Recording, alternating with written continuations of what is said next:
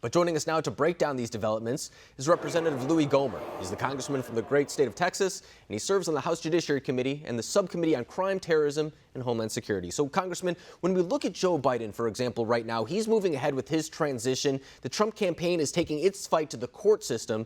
Are you prepared to recognize Joe Biden as the president-elect just yet? I am if it turns out that he won, but there's a lot between here and there. And in fact, a great lawsuit was filed just, I believe today or late yesterday, right before midnight. Attorney General of Texas filed. You know, we've heard for 4 years about disenfranchisement of voters.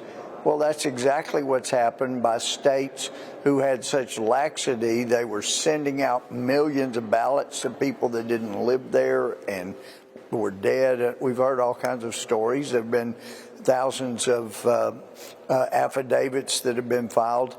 But anyway, we've got a lot to look at. But this lawsuit was Texas, and there are going to be a number of other states. I think Louisiana, I heard South Carolina was going to join in, others that will join in. But the allegation is totally appropriate that these states that didn't care who voted and didn't take any appropriate measures to ensure the propriety of the votes, they disenfranchised all the states that did take more care about who voted. And so since that is one state suing other states under our Constitution, there's one court that has original jurisdiction, and it's not a federal district court, it's the U.S. Supreme Court. So that's where leave to file was established last night. And I expect that the Supreme Court should take it up. They should not deny their original jurisdiction. This is a matter of first impression, but they still have original jurisdiction. So there's a lot to be determined. We're finding out more every day about improprieties in this election. So those things have to be determined before we find out for sure who the president will be.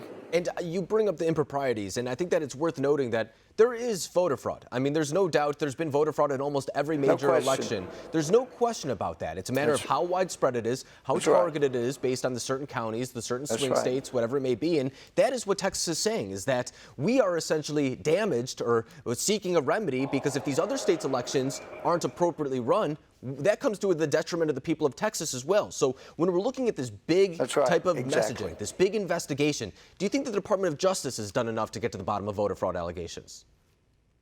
Well, they haven't shown any any desire to actually get to the bottom of anything, so they haven't. So I'm disappointed in Attorney General Barr. Durham is a total bust. What a waste of money and effort he's been. But I am more confident in the states that are pursuing justice, where the Department of Justice has totally dropped the ball. But it should also be noted that, just as you're saying, this comment that some news networks say, the unfounded fraud allegations, you have to have your head so far up some hole that you not to know about the fraud. The question, as you pointed out, Alex, is did it change the outcome of the election? And some of us believe that it did, but that remains to be litigated. We just need some courts and some justices with the courage of the Constitution's convictions, and this will be quite interesting. But America needs to know.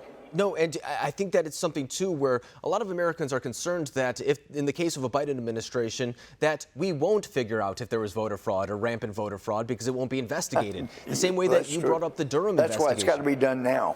And it's the same thing with the Durham investigation, too. People feared, for example, that John Durham's report won't come out the same way. And now we have allegations that China has people at the very top of American politics that seems to have at least worked its way into Eric Swalwell, a member of the House Intelligence Committee, and his inner circle. So do you have concerns that China, for example, won't be followed through on some of these allegations in the event of a Biden administration? Well, and you were just having a story about and I forget how Joe Biden pronounced it, but was Congressman Becerra, the Attorney General of California. Now, when he was here, but when he was here, as I understood a report, he was one of those that Imran Awan, who, as I understand, is currently in Pakistan, his ex-wife said that he was in tight with Pakistani intelligence. Whether that's true or not, I don't know, but that was what his ex-wife had said. But, and of course, she was threatened, and she told some folks at the FBI came and threatened her to keep her mouth shut. But I just can't help but wonder if somebody like that were working and doing all the computer technology, and as the allegations went, were combining Becerra's hard drives with other Democratic members of Congress's hard drives. You just wonder, well, I wonder what Pakistani intelligence may have on the incoming Biden administration. Just can't help but wonder. You know, there seems to be a little bit of a pattern, actually, as we're looking at these California representatives, whether it's as you just laid out with Becerra, whether it's the latest allegations against Eric Swalwell. In fact, it wasn't too long ago, I believe Senator Dianne Feinstein had a spy that was her personal driver on her from China. So from China, exactly. So, I mean, when we're talking about the influence of China in the United States, is this something that is going under the radar, and for whatever reasons our elected leaders aren't following through on these allegations? Well, one thing for sure, as long as you're there, it won't be going under the radar. I mean, people know, and Peter Schweitzer had an amazing book about the relationships there. And so that's why I've been saying ever since the election that the people that were cheering the loudest about an alleged Biden win was the Chinese Communist Party. They're ecstatic. They were the #1 winner. The #2 winner in the world would be Iran if he's sworn in, if Biden's sworn in as president. So they'll start getting money again, American money that they can continue to use to kill Americans and American allies. So it's a great day for places like China and Iran as they think about, gee, it's maybe the Biden administration that takes over. That's great for them. You know, it's really something, too, as we look back at the past 4 years. The people who are crying Russian collusion, Russian interference, we're looking the other way on what our DNI has said is very physically there. John Ratcliffe was saying that China is the biggest threat that the world has seen, not just the United States, since World War II.